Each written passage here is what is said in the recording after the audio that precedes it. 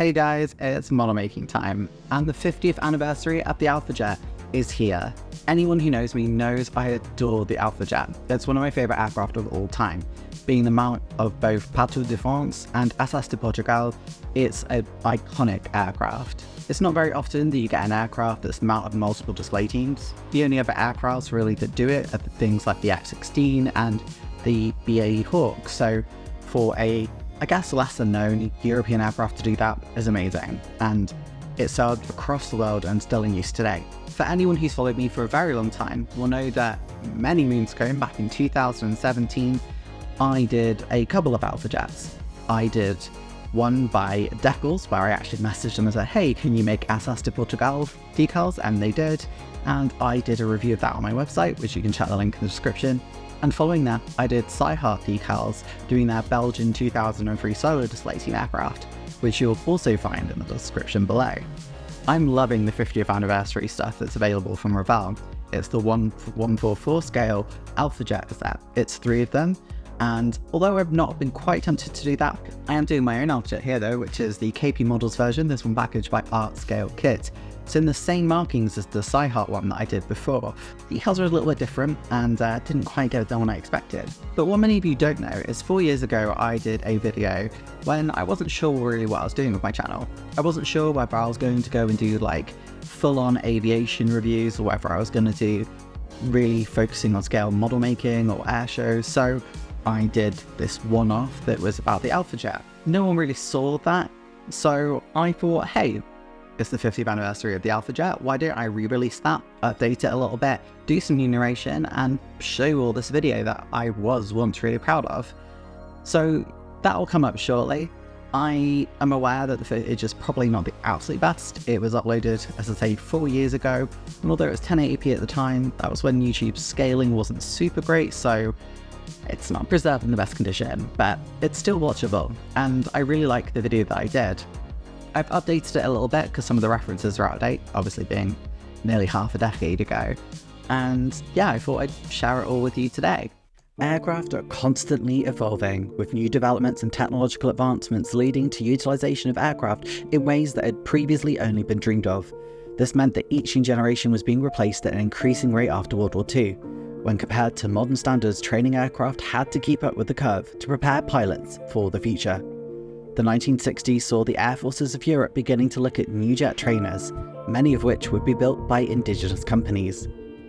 The United Kingdom began looking for a replacement and ultimately ended up with the BAE Hawk, formerly of the company Hawker Siddeley. Italy, however, had already found success with their MB326 and continued that success with their MB339. Other nations though, such as Sweden, still had success with their own indigenous air industries. In this instance, it's with the Saab 105 or SK60. Spain, however, was much later than some of its contemporaries and would work on and develop the Casa C101 aviojet to replace their first indigenous jet trainer, the Hispano HA200 Saeta. Now originally, France had begun a project with the United Kingdom in the form of the Sepcat Jaguar. It was expected that this aircraft would be able to fulfill a strike and attack role alongside its intended training role. As it would later emerge, this would not be possible. Although the aircraft had great characteristics for the attack and strike role, it was not able to fill the capacity of a training role. This led France with a difficult situation. They no longer had any trainer and costs would surely mount out. In 1967, France began talks with West Germany to discuss the possibility of joint development of a new jet trainer. This would be beneficial to both countries, with their own economies booming under this project and also showing a strong political union in the west of Europe between the two nations. It was massively successful for the two countries, going on to employ around 9,000 people in the production of the Alpha Jet for both of the nations. Astounding. In 1968, the governments of France and Germany had reached a decision for the brand new trainer that would need to replace the Fiat G91s of the Luftwaffe and the Fougueux Magistères and T-33s of the Armée de l'Air of France. This was followed a year later by the two countries cementing their union with an agreement for the purchase of the 200 aircraft. And bear in mind, this was only the first two nations that were joining the project. Many others would come later. The opportunity was then given to companies from both countries, with VFW Fokker being the only manufacturer to go it alone with their project known as the T291. MBB or Messerschmitt Bölkow und Blohm and Aerospatiale chose to cooperate on a design which was known as the E650.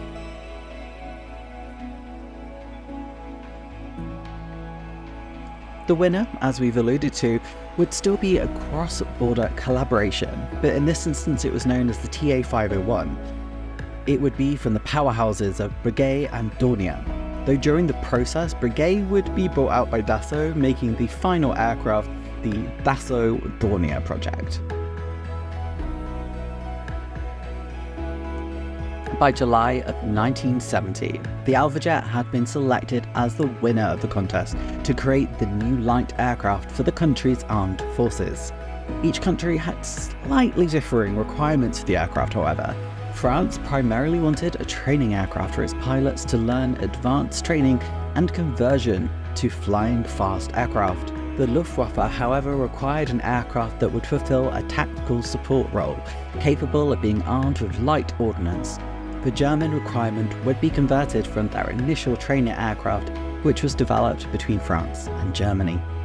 The costs of these additional capabilities were covered by the German government, and similarly, France was determined to use a French engine in the aircraft as opposed to an American or other European counterpart, and so funded the SNES-CMA to develop its Turbomeca Lazarak turbofans, with Germany agreeing for the use of the power plant on their aircraft as well. The aircraft would also end up involving some other companies as well, such as Sabca of Belgium, who was an early export customer for the Alphajet. It was agreed that Sabca would produce the final assembly of its aircraft, as Dassault and Dornier were doing for their home nations respectively. It was agreed that 4 prototypes should be produced, and full approval to proceed with development was given in 1972. It was in May of this year in Bordeaux that the order for 4 aircraft was confirmed formally. During this formulative period, Dassault took the helm of the project, also making sure to suit Germany's initial requirement to be used to train as an aircraft for France and then being adapted for the Luftwaffe requirements. Each company was to produce 2 prototypes, with France flying theirs first on the 26th of October 1973 in Marseille. Germany's first flight followed a few months later on the 9th of January 1974 in Bavaria. All initial flights would be completed before the close of 1974 for the initial 4 aircraft, and would be used to test and explore the aircraft's performance. It's easy to tell which model of the Alphajet is which. The French model, known as the Alphajet E for École, which is school, has a rounded nose. The German Alphajet A features a pointed nose with much more of an overall aggressive appearance. The Alphajet's first production aircraft flew in November of 1977, with the first production aircraft being delivered in September of 1978. In 78 as well, 2 further milestones were reached with the Alphajet program. Dassault and the Arab Organization for Industrialization reached a license agreement for Egypt to carry out final assembly work locally. Dassault also agreed to market the aircraft in the United States of America with Lockheed to try and win the US Navy's tender for an advanced trainer aircraft. Ultimately, however, the Alphajet would lose this competition to its British rival, the British Aerospace, or formerly Hawker Siddeley Hawk, becoming the T-45. Germany's use of the aircraft was relatively short-lived in comparison to other operators. They began to phase out the light attack variant in 1992, reserving only 45 remaining aircraft for leading fighter training. These final aircraft would leave service still quite early, in just 1998. 50 of Germany's former aircraft would head over to Portugal, with some of them kept as spares. The aircraft was used in a similar role as it was in Germany, but with an emphasis on training. A lesser known operator of the type was Thailand, who acquired 25 of Luftwaffe's former jets, using them as border patrol aircraft. Interestingly, Britain would also purchase 12 of these aircraft, and that was for use for the Defence and Evaluation of Research Agency, later going over to Kinetic as you see here.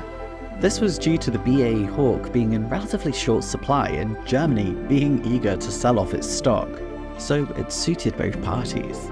The aircraft that was sold to the United Kingdom alongside those of Portugal would be retired from service in January of 2018. Undeterred, Belgium and France continued to use the aircraft as a jet trainer. They actually set up a shared training facility in Cassel in France. Both of them were using the Alpha Jet as a primary sort of conversion to fast jet training. Belgium, however, would reach the end of its service for the Alpha Jet only a year later in 2019. Despite perhaps being the most famous operator outside of the home nations of Germany and France. While some of its main and most famous users are no longer using the aircraft, it has meant that they've become available for other nations such as Morocco, Qatar and Egypt. Some of these nations, such as Nigeria, are also using the E model as a light attack aircraft as well, alongside the A model. Other users include Air Affairs Australia and the Canadian firm Discovery Air Defence Service, who are providing the aircraft to the Australian Navy and the Canadian Air Force to help in attack controller training and electronic warfare support. The most prominent use of the aircraft, or perhaps its most recognisable form, was when it was used by the display teams of Asas de Portugal and, well, it's still used by Patrouille de France. Asas de Portugal are no longer an active display team, as it was retired from Portuguese service in 2018. Although the team had had funding issues prior to this, that meant their displays were less than regular. France has chosen a replacement for the Alpha Jet in training roles, but it continues to serve as the mount for the Patrouille de France and serves as an aggressor role in training. The French comic series Les Aventures de Tanguy et l'Aventure, which inspired the film Les Chevaliers du Ciel, or Knights of the Sky, or Sky Knights, features many fantastic scenes of the Alpha Jet. This is one of the best aviation films of all time.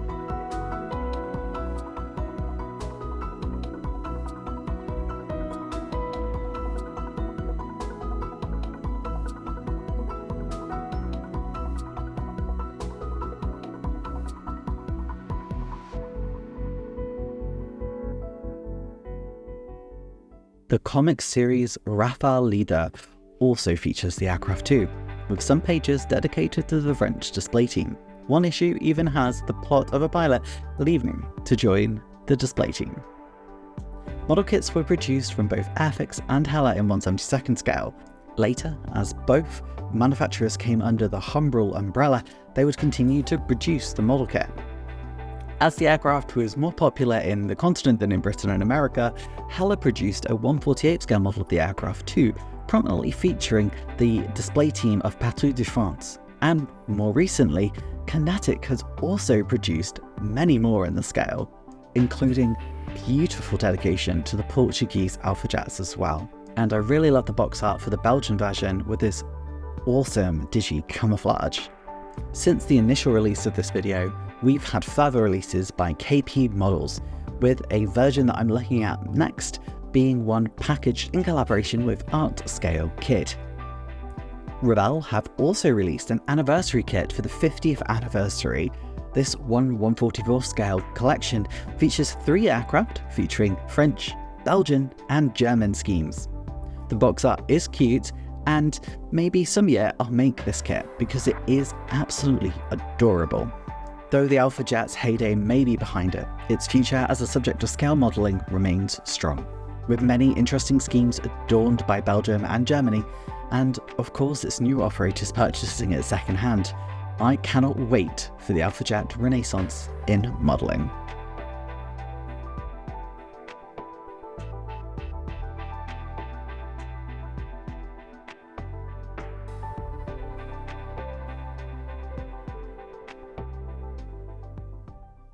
Thanks for watching the video. If you've enjoyed it, make sure to hit subscribe. I've really enjoyed doing this revival of an episode that I did so long ago, and I hope you've enjoyed it too. I know it's a little bit different, and coming into next year, I'll probably be doing videos sort of bi-weekly, if not once every couple of weeks. Realistically, I'll just be doing videos when and if they're ready. See you later, guys. Bye! Thank you to anyone who supports the channel, it really means a lot. Shoutouts go to Advanced Kit Level channel members. Those include Bob Ourbridge, David Barbour, Cram Phillips, Phil, Aaronville, Red Herc 64, Raymond Smith, Tim Borland, Gavin Blackburn, Kevin Norfield, World War II Scale Models Dave, Hobby Time, Benjamin Ben, Sprues and Glues, Lorcan Adrian, Roy Kerperstein, NJ Bamvolve, Taggers 365, Iron Duke, Jeff's Dioramas, and the 2 long-term supporters of the channel, Explosive Water and Crazy Loacher. If you haven't already subscribed to the channel, make sure to do so to be kept up to date with each new video as and when it comes. And here's a video recommended just to you by YouTube's mighty algorithm. I think it's perfect for you, don't you?